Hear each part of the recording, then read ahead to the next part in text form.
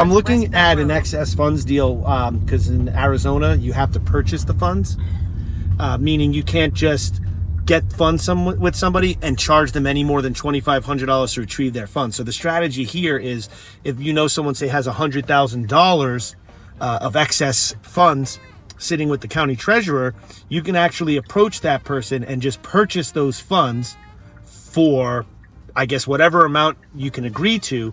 But then after you purchase those funds, you have to present that paperwork to a judge who's going to determine if you gave that person a fair offer or not.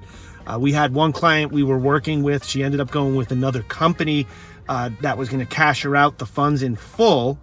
And essentially, they paid her $46,000 to buy funds that were totaling $72,000. So they're basically, what that means is they paid her out about 65% of the total funds available.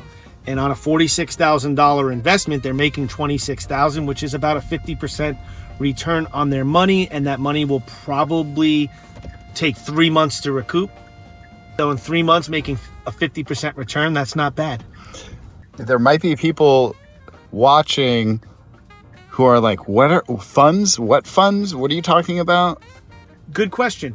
Okay, so when someone loses a house to auction, any type of auction, let's say a bank auction, that's probably the most popular.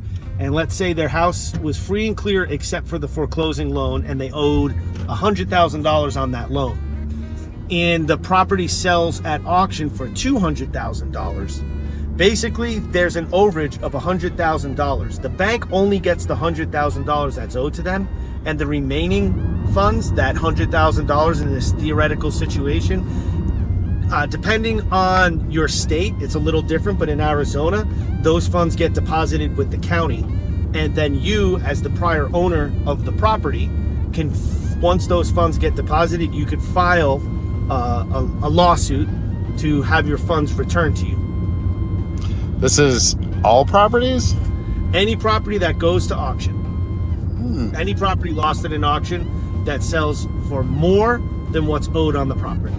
So that's foreclosures. Is that for sheriff sales? Yes, sheriff sales too. So that would go for bank foreclosures as well as any judicial foreclosure, which could be a mechanic's lien, an HOA can foreclose, credit card judgments can foreclose.